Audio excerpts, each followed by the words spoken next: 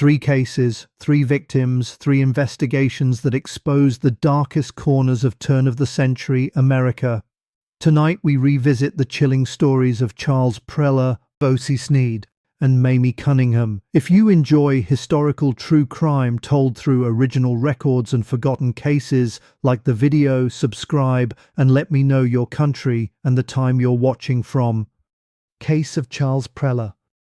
The case for today comes from St. Louis, Missouri, in the year 1885. His name was Charles Arthur Preller.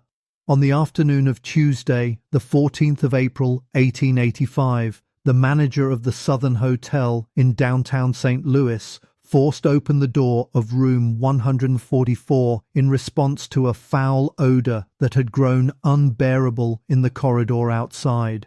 Inside the room, he found that the guests had departed. They had left behind several trunks. He summoned the police. When the largest of the trunks was opened, the officers found, folded into the bottom, the body of a man wearing only a pair of white drawers, bearing the unmistakable, tragic signs of advanced neglect, a paper placard pinned to him, bearing the words, "So perish all traitors to the great cause." The body in the trunk became the central image of one of the most famous murder cases of the American Gilded Age. The killing of Charles Arthur Preller would draw in 2 continents, 3 police forces, the governor of Missouri, the president of the United States, and the most expensive single police communication ever sent in the 19th century. The man who put Preller into that trunk would become known to the newspapers of the world as the Little Chloroformer, and he would die for it on the gallows 3 years later, after a journey home from New Zealand that crossed nearly half the globe. The 2 men at the center of the case had met only 3 months before the killing. They had met on a steamship crossing the Atlantic. Charles Arthur Preller was an English commercial traveller born in 1853, originally from the city of Birmingham. By 1885, he was 32 years old and established in his career as an international salesman for the London textile firm of J.H. Dixon and Company. He travelled the world on the firm's account. He was well-dressed, well-spoken, and well-off. Those who knew him described him as kind, generous, and trusting. He kept letters from his family in his luggage. He carried a quantity of cash in $100 notes, the equivalent in the currency of the period of several months' wages for a working man. In the first week of January 1885, Preller boarded the steamship Cephalonia in the port of Liverpool, bound for Boston. He was scheduled to make a tour of business calls across North America before continuing on to a series of accounts in Auckland, New Zealand, in the late spring. He took his cabin and settled in for the long crossing. On the same ship was a young man named Hugh Mottram Brooks. Brooks was 24 years old, from a respectable family in Manchester, in the north of England. He had trained as a lawyer and had also spent some time as a medical student, though he had completed neither profession to qualification. He was, by his own description, on his way to seek his fortune in the American West. He was travelling, however, under a false name. He had given the steamship company the name Walter H. Lennox Maxwell, and he was passing himself off as a doctor of medicine. The 2 men met on board the Cephalonia and became close quickly. By the time the ship reached Boston, they had agreed that they would travel together. Preller had business to attend to in Montreal. Brooks would wait for him in Boston. They would meet again in St. Louis, in the center of the country, in early April. From there, they would go on together to Auckland. In the months between, the letters that the 2 men exchanged would later be described by the St. Louis police as not fit for publication. When the prosecution at the trial introduced them as evidence, the contents of the correspondence put any remaining doubt to rest. Brooks had addressed Preller, in letter after letter, as his darling boy and his dearest love. The press of the time, which used the careful phrase, "a peculiar relationship," was hinting at what its readers were not permitted to say openly. The relationship between Preller and Brooks was, in the language we would use today, a romantic one. It is essential to understanding the case, and it is what made the case, for the press of 1885, both a scandal and an unsolvable puzzle. Hugh Brooks arrived in St. Louis on the 30th of March, 1885. He checked into the Southern Hotel on Walnut Street, which was considered the finest establishment in the city. He gave his name as Dr. Walter H. Lennox Maxwell. He was assigned to room 144. Charles Preller arrived on the 3rd of April. He took a separate room, but it was openly observed by the staff of the hotel and not later disputed by anyone that he and Maxwell were sharing room 144 in the nights that followed. The hotel staff also noticed something else. Preller had money. He carried a substantial roll of $100 notes, which he displayed openly at the bar and at the front desk. Maxwell, by contrast, had nothing. He paid for nothing. He was, by every observation, financially dependent on the older man. On Easter Sunday, the 5th of April, 1885, Maxwell told the people around the hotel that his friend Preller was going to be traveling out into the country for a few days and would return to the hotel later in the week. Preller's belongings, Maxwell said, were to be left in the room undisturbed.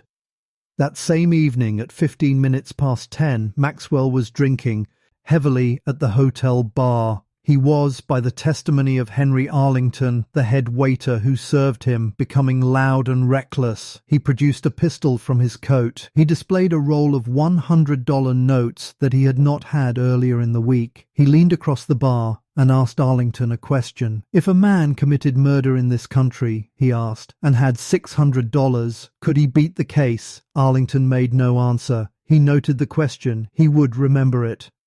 The next morning, the 6th of April, Maxwell went to a barber's shop run by a man named Hickman and had his beard shaved off. He then walked to the establishment of a trunk dealer named Charles Beeger, where he purchased a large canvas and zinc trunk and 2 leather straps. He returned to the hotel. He paid his bill. He left. In the days that followed, hotel staff occasionally checked room 144 and observed nothing amiss. The trunks belonging to Mr. Preller were sitting where they had been left. The room was, they believed, simply waiting for him to return. Then, on the morning of Sunday the 12th of April, a maid reported a peculiar odour coming from inside the room. By Tuesday the 14th of April, the smell had grown so bad that the manager was forced to investigate. He entered the room. He traced the odour to the largest of the trunks. He sent for the police. When the officers cut the straps and opened the lid of the zinc trunk, they found the body of a man, folded inside, wearing only a pair of plain white drawers. The waistband of the drawers was marked with the name H. M. Brooks. The man's moustache had been carefully cut off with a pair of scissors. A small cross had been cut, skin deep, into the center of his chest. Pinned to the body was a small paper placard, lettered by hand. It read, "So perish all traitors to the great cause."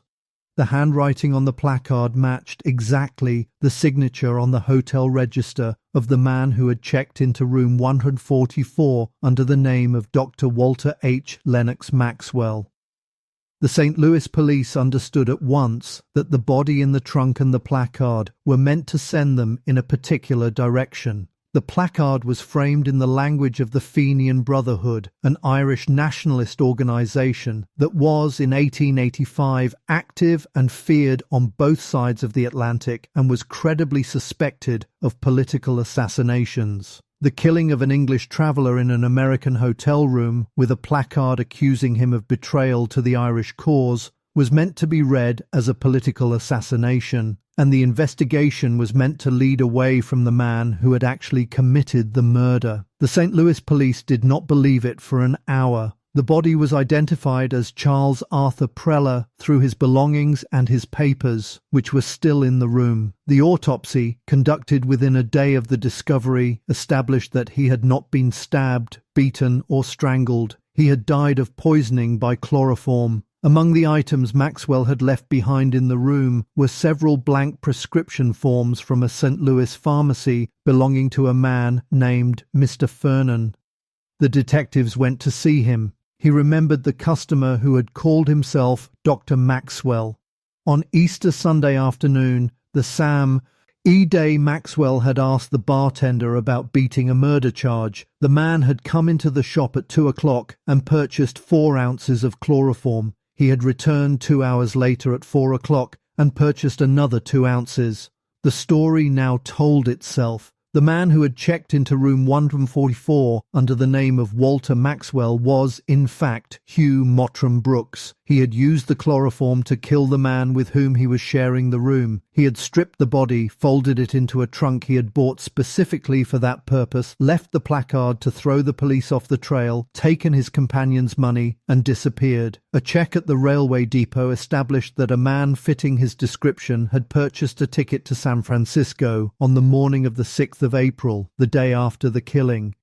The name given on the ticket was H.M. Brooks. He had used his real surname, the one his white drawers had left on Preller's body in the trunk, after spending months under a false one. The St. Louis police now had a name, a face, a destination, and a motive. The chief of the St. Louis police, John Harrigan, telegraphed the captain of detectives of the San Francisco police, a man named Isaiah Lees. Lees had been one of the most successful detectives in the American West for nearly 40 years. Within hours of receiving the message, he had found his man.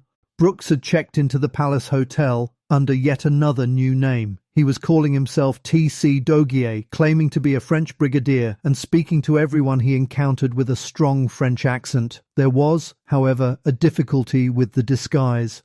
Another guest at the hotel, a man named Robbins, had spoken with the supposed Frenchman on the train coming into the city and had taken the opportunity to address him in fluent French. The supposed Frenchman had been forced to admit that he could not speak the language. He had continued to use the accent regardless.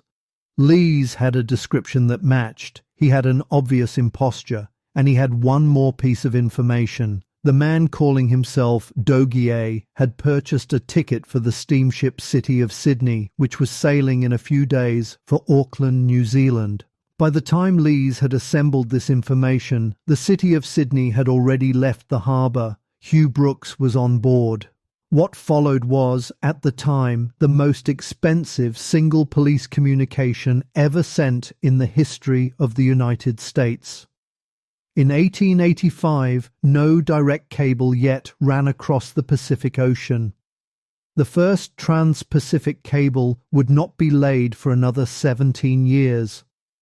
To send a message from the western United States to New Zealand, the wire had to travel in the opposite direction around the entire globe. The chief of the St. Louis police, John Harrigan, dispatched a cablegram from St. Louis east to New York. From New York, it travelled south to the Atlantic Cable and across the ocean to London. From London, it went on through Europe, down through India, onto Australia, and at last across the Tasman Sea to the office of the United States Consul in Auckland. The cable was 155 words long. The rate per word across that enormous chain of relays came out to between $3 and $4. The final total was $117.70. In the currency of that time, it was the price of a small house. The St. Louis Globe-Democrat reported it the next day as the most expensive police message ever sent from a telegraph office in the United States. The cable carried a full description of Hugh Brooks. It named the ship. It carried the request that he be detained at the moment he stepped onto New Zealand soil. When the City of Sydney docked at Auckland Harbour several weeks later, the New Zealand police were waiting at the foot of the gangplank. Hugh Mottram Brooks walked off the ship and into custody without resistance.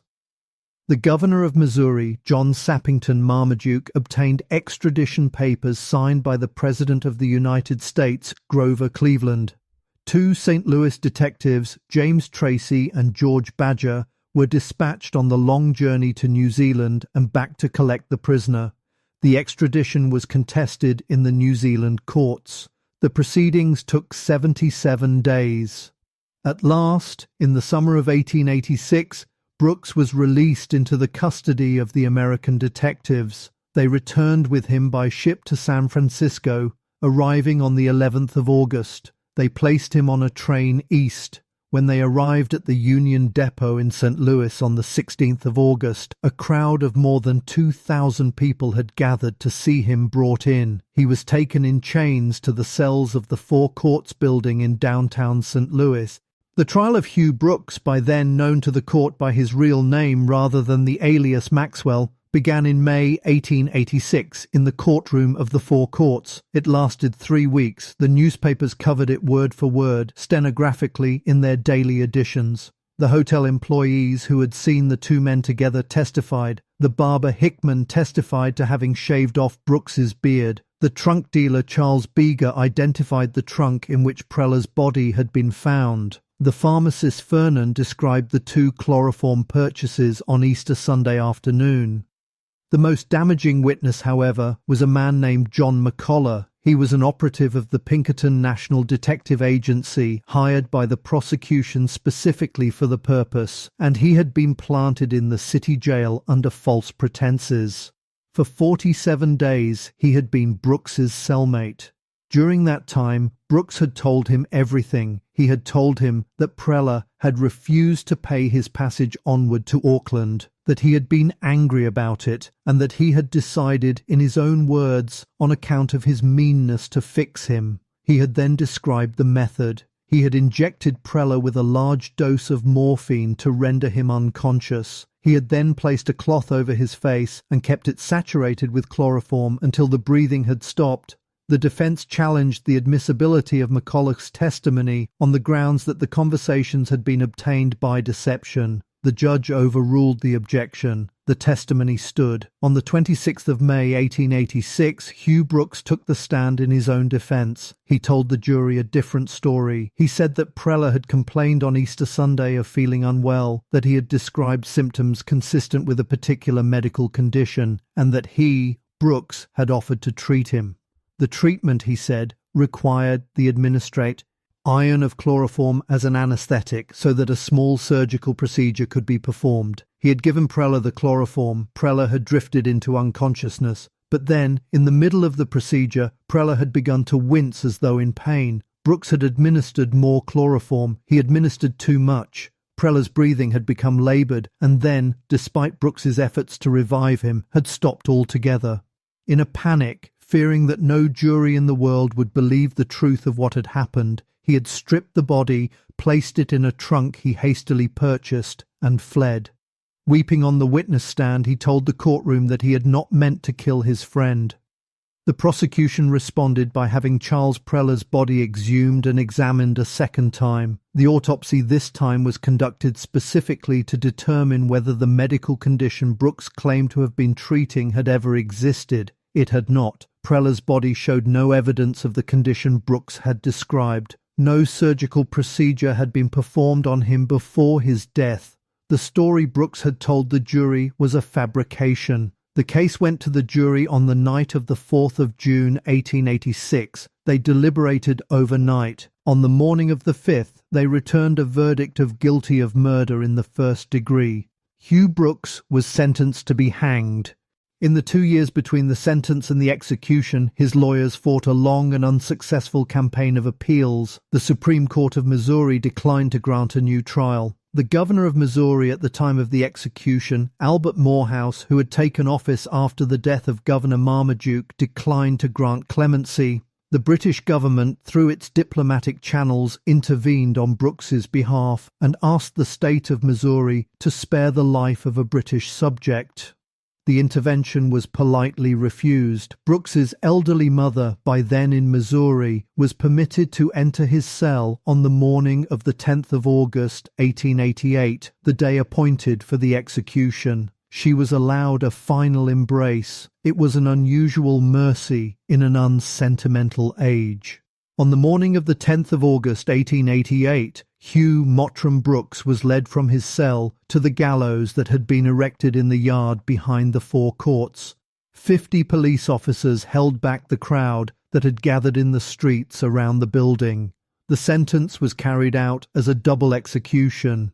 Brooks met his fate alongside another condemned man named Henry Landgraf, who had been convicted in an unrelated case of murdering his girlfriend in 1885. Both men dropped at the same instant. In the months that he had spent in his cell awaiting the execution, Brooks had converted to Catholicism. After the hanging, his body was buried in Calvary Cemetery, the principal Catholic burial ground of St. Louis, in a plot purchased by his father. Charles Arthur Preller, the man who had died in a hotel room on Easter Sunday 3 years earlier, was buried in an unmarked grave in the neighbouring Bellefontaine Cemetery. His family in England, far from the city in which he had died, was not present at the burial. There was no one to put a stone over him. There is to this day no marker on his grave. The press of the late 1880s gave Hugh Brooks the nickname by which he was remembered for the next generation. They called him the Little Chloroformer. The Southern Hotel, where the killing had taken place, continued to operate for several more years before it burned to the ground in a fire in 1906. The room number 144 disappeared with the building. The trunk in which Charles Preller's body had been folded passed into the keeping of the St. Louis police, where it was, for many decades afterwards, kept as a piece of evidence and occasionally placed on display. Tell me in the comments what you think really happened in room 144 on Easter Sunday 1885. Was it a murder for money and for the freedom of disappearance, or was it the panicked accident Brooks claimed it to have been at the trial? I read every reply. Case of Ocey Snead. The case for today comes from East Orange, in the state of New Jersey, in the year 1909. Her name was Oceana Wardlaw Martin Snead, known to her family as Ocey. On the morning of Monday, the 29th of November 1909, a police officer was called to a house at 89 East 14th Street in the small New Jersey city of East Orange, just across the river from Manhattan. The house was almost empty. There were no carpets, there was no heat, there was no gas for cooking. The furniture consisted of 2 cots, a single chair, a rug, and an empty barrel that had been turned upside down to serve as a table. The temperature inside the house was barely above freezing. In an upstairs bathroom, the officer found the body of a young woman. She was 24 years old. She had been placed in a bathtub of water. Pinned to her folded clothing on the floor beside the tub was a handwritten note that ended with the words, "Rejoice with me that death brings me a blessed relief from pain and suffering greater than I can bear." The note was signed O.W.M. Snead. The first appearance was that of a suicide. Within a week, every reporter in New York and New Jersey knew that it had not been one. By December of 1909, the case was being printed under headlines from coast to coast as the East Orange Bathtub Mystery. By the time the story was finished, it would have produced one of the most disturbing portraits of a family in the history of American crime. 3 sisters who dressed in black, a chain of suspicious deaths reaching back decades, 8 life insurance policies on the young woman in the bathtub, and a question that the journalist Ada Patterson, writing in the Richmond Times-Dispatch on the 7th of December 1909, summarized in 2W. Ords. Money meanness, she called it. The cause of the death of Ocey Snead, in her writing, had been money meanness. To understand the case, you have to understand the family. The story begins not with Ocey, but with her mother and her aunts. The 3 Wardlaw sisters at the center of the case were Virginia, Caroline, and Mary. Virginia was the eldest, born in 1842. Caroline followed in 1845. Mary, the youngest of the 3, was born around 1849. They were the daughters of a Presbyterian minister and South Carolina Supreme Court justice named John Baptist Wardlaw. Their family was prominent, their education was thorough, and from the beginning the 3 of them showed an unsettling closeness to one another and a marked instability of temperament that the people around them learned over time to keep at a distance. The middle sister, Caroline, married a man named Colonel Robert Maxwell Martin, a Confederate war hero of some renown in the years after the Civil War. They had several children. By 1888, Caroline was the mother of an 8-year-old daughter named Oceana, born in September 1885, and a 7-year-old son named Hugh. In 1888, Hugh Martin died at the age of 7. The family said he had fallen down a flight of stairs. Caroline collected on a $22,000 life insurance policy that had been taken out on his life. It was an enormous sum in 1888, equivalent to several $100,000 in modern currency. The family questioned, in private, how a 7-year-old boy had come to be insured for that kind of money. They did not press the question. In time, the death was forgotten. Some years later, Caroline's husband, Colonel Martin, died as well, under circumstances that the family would later come to describe as suspicious. Another insurance policy paid out. Caroline collected. The patterns that would emerge a generation later were, by the early 1890s, already in motion. Virginia, the eldest of the three sisters, had been educated at Wellesley College in Massachusetts and had built a respectable career as a teacher and college administrator. She had been head of Seoul Female College in Murfreesboro, Tennessee. By 1902, she had moved to Christiansburg, Virginia, where she had taken over the operation of a small but respected institution called Montgomery Female College. Mary, the youngest of the three, had married a man named Fletcher Tillman Snead.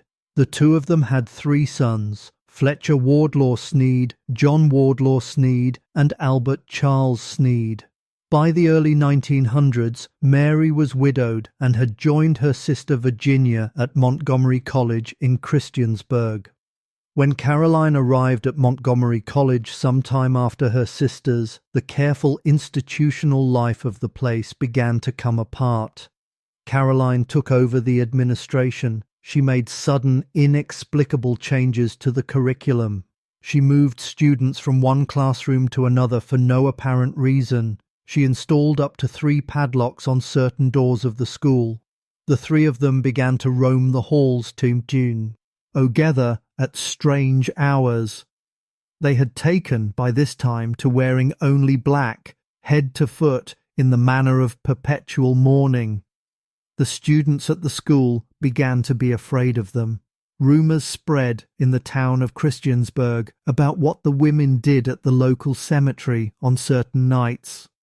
A brother of theirs, John Banks Wardlaw, had died in his 20s, along with his young wife some years earlier, and the two had been buried together in Christiansburg's Sunset Cemetery.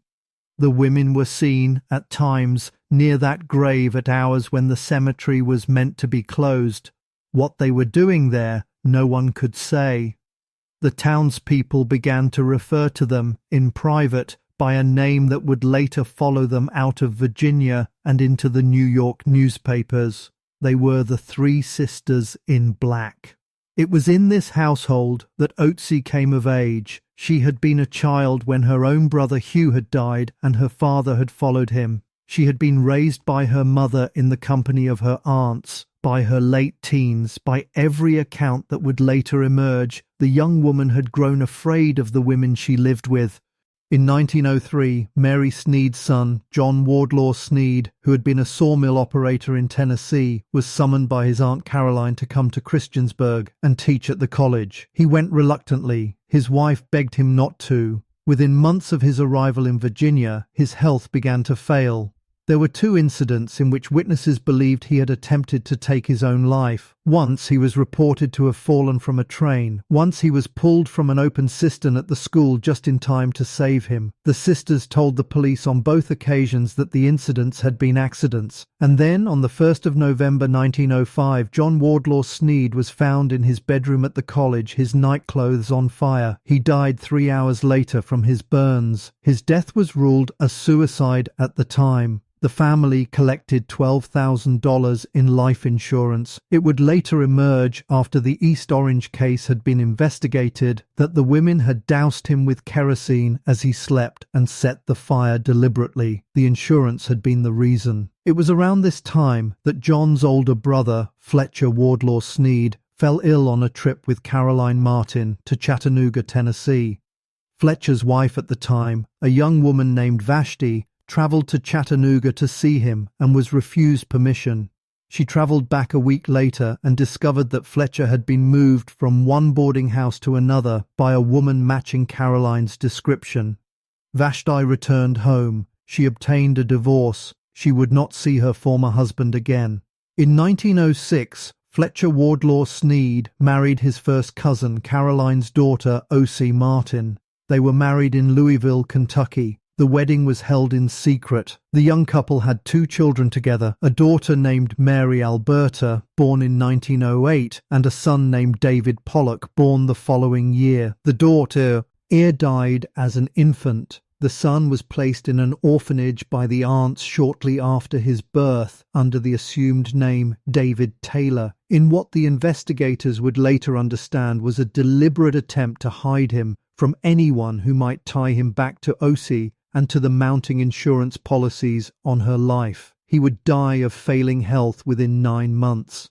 For some reason that has never been fully explained, around the time of the second child's birth, Fletcher Wardlaw Snead disappeared. He had been told, or had concluded, that his only escape from the household his mother and aunts had built was to vanish entirely. He left the United States and travelled to Canada. He took an assumed name. He never wrote to Ocey again.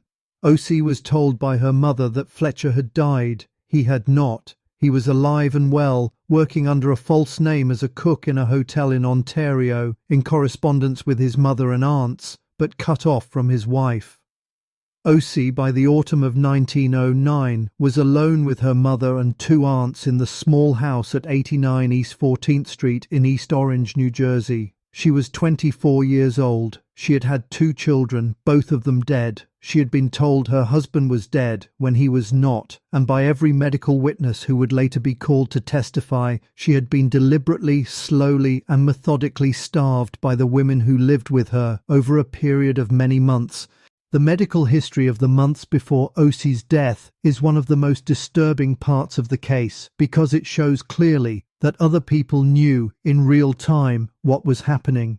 A New York physician named Dr. William Pettit had been called to the house several times.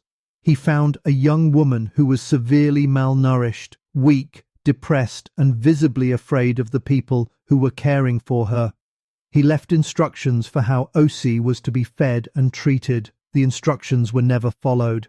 A second doctor, called later, was so alarmed by what he saw that he began to smuggle food to Ocey through the windows of the house. He climbed back in through a window one evening after the birth of her second child to check on her, and Virginia Wardlaw threw him out. Dr. Pettit consulted a lawyer to ask whether anything could be done to get the young woman out of the household. The lawyer told him there were no legal grounds. Pettit was eventually called back to the house. He found Ocey weaker than before. Virginia instructed him to tell Ocey that she was dying and to advise her to make a will. He refused. He arranged for a nurse to come to the house. The nurse stayed one day before being removed by the women. Rather than pay Pettit's bill, the sisters offered to make him a $1,000 beneficiary in Ocey's will. He refused and resolved to go to the police. When he returned to the house to check on Ocey before reporting the family, he found the place abandoned. Everyone was gone.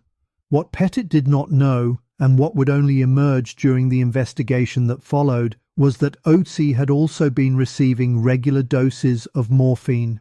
The morphine had been administered, the women said, to ease pain following her childbirth. The doses had continued long after the pain would have passed, by the time the family abandoned the house in Brooklyn, where Pettit had last seen them, and moved Ocey to the empty rented house in East Orange. The young woman was in a kind of drug-induced stupor much of the time. In October of 1909, the women obtained a 2-week lease on the house at 89 East 14th Street in East Orange. They paid no rent beyond the 2 weeks. They brought Ocey to it. The house was unfurnished. There was no heat. The sisters slept on cots. Ocey was placed in an upstairs room. In the same week that the lease was signed, the family quietly paid premiums on 3 new life insurance policies on Ocey's life, each in the sum of $5,000. The total amount of insurance now on Ocey was somewhere between $30,000 and $32,000. The the equivalent in modern currency of just under $1 million. The premiums had been paid by money borrowed against the policies themselves. The policies were on the verge of lapsing. The family was at the same time so short of money that they were going hungry. They could not afford another month. The lease on the house would expire on the 29th of November. On the morning of the 29th of November, the women called the police. There had been, they said, an accident. The young woman had drowned herself in the bathtub. What happened in that house in the hours and days before the 29th of November was reconstructed by the investigation in the months that followed. Ocey, by then a very small and frail young woman, had been given a larger than usual dose of morphine. While she was unconscious or near it, she had been placed in the bath. She had drowned. The handwritten suicide note pinned to her clothing, when it was compared against other handwriting samples by handwriting experts, was found to be in the same hand as several other notes the police would discover in Caroline Martin's possession. Caroline had written them herself. The note pinned to Ocey's clothing was a forgery. The investigation moved quickly once it began. Dr. Herbert M. Simmons, the assistant county physician who had been called to examine Ocey's body, noticed that Virginia Wardlaw's answers to his questions did not match the obvious facts of the scene. The body, he could tell, had been dead for at least 24 hours before the police were called. The house had been unheated for days. The cause of death was determined to be drowning, with starvation as a major contributing factor. The detectives discovered the 8 life insurance policies. They discovered the pattern of borrowed money. They discovered the forged suicide notes. They discovered Virginia Wardlaw's attempt in the days before Ocey's death to purchase chloroform from a local drugstore. They discovered, when they began to investigate further, the long earlier history of the family, the burned brother in Christiansburg, the dead husband and son in Caroline's earlier life, the chain of insurance policies that had paid out to the same set of beneficiaries again and again across the decades. All 3 women were arrested. They were charged with the murder of Oceana Wardlaw Martin Snead. The legal proceedings that followed did not result in 3 full trials. They did not result in any full trial at all. Virginia Wardlaw, the eldest of the 3, refused from the beginning to eat. She was held in the Essex County Jail in Newark, New Jersey, awaiting trial. She refused food day after day. The jailers, when they grew alarmed, force-fed her by tube. She found ways to hide food in her cell to give the appearance of eating. On the 12th of August 1910, Virginia Wardlaw died in her cell of self-imposed starvation. She had killed herself by the same method she had used to kill her niece. Caroline Martin, Ocey's mother, was the only one of the 3 to face the court. Her trial began in late 1910. She was a difficult defendant. She caused scenes in the courtroom. She screamed at witnesses. She had to be physically restrained on more than one occasion. In January 1911, in the middle of the proceedings, she pleaded guilty to manslaughter. She claimed she had accidentally given Ocey too much morphine and had dragged the body to the bathtub in a panic, forging the suicide note in the moments afterwards. The court accepted the plea. Judge Tenike sentenced her to 7 years in the New Jersey State Prison at Trenton. She collapsed in the courtroom as the sentence was read. She did not serve the full sentence. She was declared mentally insane in May 1912 and was transferred from the prison to the New Jersey State Hospital for the Insane in Trenton. She died there on the 20th of June 1913 of heart disease. She was 67 years old. Mary Snead, the youngest of the 3, was released on what the New Jersey courts described as a legal technicality, but which was in fact a clean application of the law as it stood. Mary had been charged as an accessory to murder. When Caroline pleaded down to manslaughter, the charge against Mary collapsed. Manslaughter, by definition in the law of 1911, was an unplanned or accidental killing. There could be no accessory to an accidental killing. The legal category Mary had been charged in simply ceased to exist the moment her sister's plea was accepted. Mary walked free. She moved west to Colorado to live with her surviving son. She later relocated to California. She died there in October 1937 at the age of 88. She was never tried for any of the deaths she had been part of. Fletcher Wardlaw Snead, Ocey's vanished husband, was eventually traced by reporters to a hotel in St. Catharines, Ontario, where he had been working as a cook under the name John Lucas. He was questioned by the authorities. No evidence was found to link him to the murder. He was never charged. He returned eventually to the United States and lived a long and quiet life in California. He died in Los Angeles under his own name on the 12th of January 1955 at the age of 79. Ocey Snead was buried on the 7th of December 1909 at Mount Hope Cemetery in the small town of Hastings-on-Hudson in Westchester County, New York. She was laid to rest beside her father, beside her 7-year-old brother Hugh, and beside her infant daughter Mary Alberta. Her infant son David Pollock, who had been placed in an orphanage under the assumed name David Taylor, died in July of the following year and was buried with the rest of his family. The case has been written about under many names over the years: the bathtub mystery, the East Orange tragedy, the Wardlaw murders. A 1968 book by the journalist Norman Zierold, Three Sisters in Black, remains the most detailed modern study. The Library of Virginia in Richmond holds the largest known archive of period newspaper coverage of the case, including the original photographic plate of Ocey from December 1907 that survives in the Bain collection at the Library of Congress, and which is one of the only known images of the young woman whose death exposed the entire pattern. What the case revealed, in the long view, was something the newspapers of December 1909 could not quite bring themselves to put plainly. Ocey Snead had not been killed by a stranger. She had not been killed by an enemy. She had been killed slowly, over many months, in a series of rented houses across 2 states, by the people most closely related to her by blood. Her mother, her aunts, her mother-in-law, the same women who had raised her had, by the autumn of 1909, become the only thing standing between her and survival, and the only thing she could not get away from.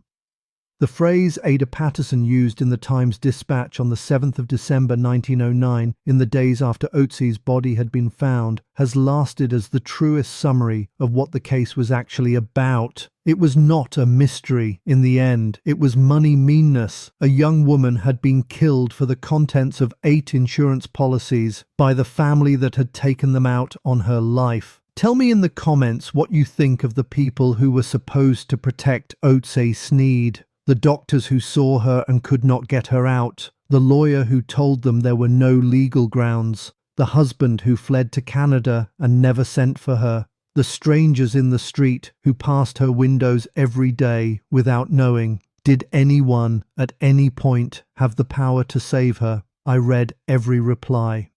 Case of Mamie Cunningham.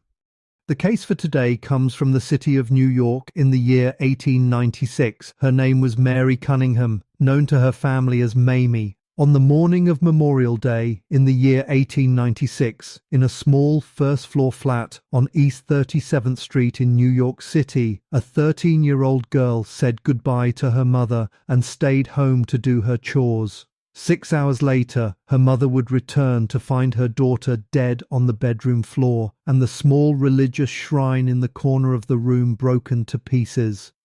The killing of Mamie Cunningham was reported across the city the following morning. Over the next 2 years, 3 different men would be arrested for the crime. A teenage witness would be discredited as a liar. Police would be accused of brutality. A jury would split 8-4 in favor of acquittal, and in the end, no one would ever stand convicted for what had happened in that small bedroom on a quiet holiday morning. The Cunningham home was a 4-room flat on the ground floor of 315 East 37th Street, a tenement building on the east side of Manhattan, in the neighborhood the newspapers of the day called the Gas House District. The flat was described in the press as well-furnished, with a quiet good taste somewhat unusual in the tenements of that part of the city. The household was a quiet one, consisting of Annie Cunningham, a 37-year-old widow, and her only daughter, Mary, known to everyone as Mamie. Mrs. Cunningham worked as the caretaker for the building, which contained 9 other flats besides her own. She was responsible for cleaning the halls, looking after the stairs, and seeing to the small repairs. Mamie was 13 years old. By the description of those who knew her, she was tall for her age, 5 feet 4 inches, and was considered to look as much as 3 or 4 years older than she actually was. She had dark hair, dark eyes, and a clear complexion. She had many admirers among the young people of the neighborhood, but she had no sweetheart. Her tastes were domestic. She was, by every account, a notably religious child. She regularly attended St. Gabriel's Roman Catholic Church and was a pupil at its private academy. In one corner of her small bedroom, she had built a shrine to the Virgin Mary. That Saturday morning, Memorial Day, there was to be a parade through the city. Annie Cunningham, however, had to go to work, and she asked Mamie before she left whether she planned to attend. Mamie said no, she was not interested. She would stay home, do the housework, and study her lessons. At 8:30 in the morning, Mrs. Cunningham said goodbye to her daughter and left the flat. It was the last time she would see Mamie alive. Mrs. Cunningham returned home at around 2 o'clock in the afternoon. She called out for Mamie as she came through the door, but received no answer. She went into her own bedroom and saw at once that something was wrong. The bedclothes were tossed about. Her first thought was that a burglar had been in the house. She called again for Mamie and walked quickly into her daughter's bedroom. As she crossed the threshold, in the dim light of the room, she stumbled over something on the floor and fell. When she put out her hand and felt what she had tripped over, she realized it was the body of her daughter. She tried to revive her, but it was already too late. She ran out into the hallway and began to shout for help. The tenants of the building came running. One of them ran out into the street to find a doctor. Another went for a priest from St. Gabriel's. Both men arrived too late to do anything for Mamie. She had been beaten and strangled to death. A towel had been wound tightly around her throat. Her face was severely bruised. There was hardly a spot on her body, the doctor would later say, that was not marked. The coroner, when his examination was complete, determined that Mamie had been criminally assaulted before she was killed. The motive for the attack, terrible as it was no longer a mystery. The question was, who had done it? In her bedroom, the small shrine to the Virgin Mary had been knocked over and destroyed. The furniture was disordered, the bedding pulled from the mattress. The evidence showed that Mamie had fought hard against her attacker. Francis Ferrell, a man who lived on the 4th floor of the building, ran several blocks to the police station on East 35th Street to inform the officers.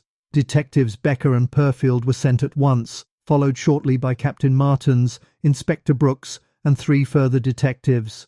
By the time the officers arrived at the house, a large crowd had gathered in the street outside. As the detectives were beginning their work inside the building, a man in the crowd began to walk quickly away.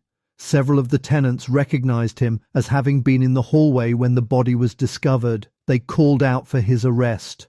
The man heard them and broke into a run. He ran for several blocks before an officer caught up with him and took him into custody. At the station house, he gave his name as Edward McCormack, a 40-year-old labourer of West 30th Street. He explained that his aunt lived on the 2nd floor of the house where Mamie had been killed, and that he had come to her flat that morning hoping to borrow some money. His wife, he said, was dying of consumption, and he was in need. When McCormack was searched, the officers found stains on his shirt that appeared to be blood. Inspector Brooks subjected him to a long and severe questioning. Then he took him to the murder scene and made him stand and look at the body of the dead child. McCormack showed no unusual emotion. There was no evidence connecting him to the crime, but he was held in custody nonetheless. The police now began the work of determining how the killer had entered the flat. The kitchen door had been locked when Mrs. Cunningham returned that afternoon. They examined the kitchen window and found faint marks on the blind. One of the small staples that held it closed had broken and fallen to the flagstones below. The police concluded that the killer had entered through the kitchen door, which had perhaps been left unlocked while Mamie was at work in the flat, and had then left through the window. From there, they believed, he had descended into the basement of the building, passed through the cellar, and slipped out into the street through the cellar door, which the police found standing unlocked. Mrs. Cunningham, when she was questioned about the keys, told the police that Francis Ferrell, the man who had run to fetch the officers, had a key in his possession that fitted both the kitchen door and the cellar door. She said she had once found him in the basement of the building, and when she had asked him where he had got the key, he had replied that he had filed down an old one and made it work. The police arrested Ferrell. He had the key in his pocket when they took him in. When Inspector Brooks asked him where he had got it, Ferrell said that Mrs. Cunningham herself had given it to him 2 years earlier. "But she says she didn't," said the inspector. "I can't help that," replied Ferrell. He added, "I suppose she wants to hang somebody. But I tell you, Captain, I know nothing about Mamie's murder." The police now held 2 suspects. There was little real evidence against either one. On the 2nd of June, 3 days after the killing, a new figure walked into the case. He was a 15-year-old named Joe Moreno, who worked in his father's coal and ice dealership in the neighborhood. He had been telling his neighbors that he had seen the murder committed. The police brought him in to make a formal statement. The boy's story was this. On the morning of Memorial Day, a young girl had come into the family shop and ordered 10 pounds of ice to be delivered to 315 East 35th Street. When he set out to make the delivery, he found that he had been given the wrong street, and so he had gone door to door along the neighbouring blocks, trying to find the right customer. When he came to 315 East 37th Street, he heard a noise coming from inside the Cunningham flat. The kitchen door, he said, was unlocked. He pushed it open and looked in. What he claimed to have seen, he described in some detail. He said he had seen Mamie on her knees, her clothing torn and disordered, tears running down her face, and a man bending over her, tying and knotting a piece of cloth around her neck. The man had seen him in the doorway and had shouted at him in anger. The girl, half choked, had cried out a single word: murder. The boy said he had run home and begun to tell people what he had seen. In a tense confrontation, police paraded Moreno past the cells of the station house to see if he could identify the man he had described. He pointed at once to Edward McCormack. The police held Moreno as a material witness. McCormack was now held without bail. But within a week, the case against McCormack began to fall apart. On the 9th of June, another boy came forward. He was a 16-year-old named Rocco Celiano, who worked as a bootblack at police headquarters. Celiano dropped a bombshell to the press. He said the police had hired him to spend time with Moreno in the detention rooms of the Society for the Prevention of Cruelty to Children, where Moreno was being held as a witness. The 2 boys both spoke Italian, and Celiano had got Moreno talking. First, Moreno had repeated his story about seeing McCormack commit the killing. Then, after further pressing, he had confessed to Celiano that he himself had killed Mamie. "Well, I killed the girl," he was said to have told the other boy, "but I won't tell you why I did it or how I did it." Celiano said he had gone public with the story because the police had refused to pay him for his work. The police, for their part, denied ever hiring him at all, but the damage was done. The credibility of Joe Moreno was destroyed. The newspapers, which had already been skeptical of his story, now wrote openly that it had been a little too perfect from the beginning, that his knowledge of the Cunningham flat had been a little too detailed. Some of them suggested he had wanted dime novel fame. Others wondered openly whether he had been the killer all along. Moreno was later indicted for perjury. At the same time, the chemist who had examined the stains on Edward McCormack's shirt issued their report. The stains were not blood, they were rust. Whatever McCormack had been doing on the day of Memorial Day, he had not been at the scene of a killing. After 17 days in jail, Edward McCormack was released. The case against him had collapsed entirely. The police, with their first 2 suspects no longer of use to them, briefly turned in a new direction. They had begun to wonder whether the killing might have been the work of a group of local youths rather than a single man. On that theory, they arrested a third suspect, a young local man known on the streets of the neighborhood as William Coley Thompson. Thompson was known to the boys of the East Side as part of a loose group of neighborhood roughs. The police questioned him for some days. They found nothing that could link him to the flat on 37th Street, and in time he was released without charge. He left the case as quickly as he had entered it, his name barely surviving in the records. With every other theory exhausted, the police turned their attention back to Francis Ferrell. New evidence had begun to emerge in the weeks since the murder. Several tenants of the building came forward to say that they had seen Ferrell speaking with Mamie on the rear porch as late as 11:30 on the morning of the killing. Another tenant said he had seen the two of them together in the hall at 11:45. Ferrell had told the police he had been at the barbershop at that time. The tenant's accounts contradicted his own. Mrs. McCormack, the wife of the released suspect, also came forward. She had become convinced in the weeks since her husband's arrest that Ferrell was the man responsible. She told Inspector Brooks that, at some point before the murder, Ferrell had been caught behaving inappropriately with Mamie. The New York Sun later reported that the police believed Ferrell might also have paid Joe Moreno to provide the false testimony against McCormack. Francis Ferrell was indicted for the murder of Mamie Cunningham. The trial began on the 20th of June 1898, more than 2 years after the killing. In addition to the circumstantial evidence and the testimony of the tenants, the prosecution called 2 penmanship experts who testified that a number of anonymous letters sent to the police and other city officials offering to give information about the murder in exchange for money had been written in Ferrell's hand. The most striking testimony of the trial, however, came from Ferrell himself when he described what had been done to him in the days after his first arrest. He told the court that the detectives had taken him into Mamie's bedroom and had forced him to kneel before the broken shrine of the Virgin Mary. "You are a Catholic," Detective McCafferty had said to him. "Get down on your knees and confess." McCafferty had kept shouting at him, "Are you going to confess? Are you going to confess?" Ferrell had answered each time that he had nothing to confess.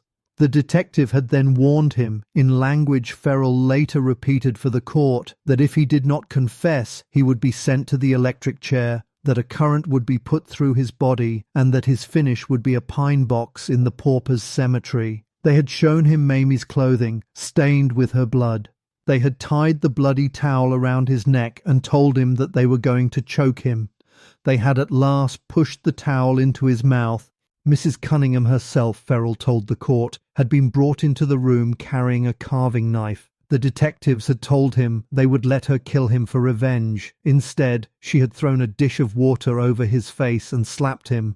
The jury received the case on the 24th of June, 1898. They deliberated for several hours. Around midnight, they sent word back to the court that they were unable to agree on a verdict. The judge dismissed them. It was later revealed that the jury had stood 8-4 in favor of acquittal. The 4 jurors who had held out for conviction had refused to give in. The district attorney concluded that there was not enough evidence against Francis Ferrell to justify the cost and difficulty of a second trial. The court refused to dismiss the indictment outright but allowed Ferrell to be released on a bail of $1,000. He left the courtroom a free man, but never a cleared one. No one else was ever tried for the murder of Mamie Cunningham. As the New York Herald wrote at the time, in a phrase that became something of an epitaph for the case, "Some murders won't out." In the years that followed, the New York newspapers began to notice that something strange was happening in the neighborhood where Mamie had lived. Other women were dying in the same way. The killing of Mamie Cunningham was the second in a long series of unsolved strangulations on the east side of Manhattan. By the end of the century, the papers were counting 8 such killings in all. By the spring of 1898, the New York Journal was asking, in print, a single question that hung over the whole investigation. Was there, somewhere in the streets of the East Side, a Jack the Strangler? No one was ever proved to be the killer of Mamie Cunningham. The shrine to the Virgin Mary in the bedroom of the small flat at 315 East 37th Street was never rebuilt.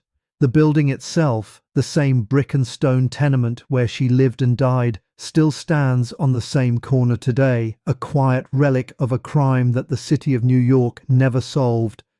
Thank you for being here. The channel will see you again in the next one. History Mark.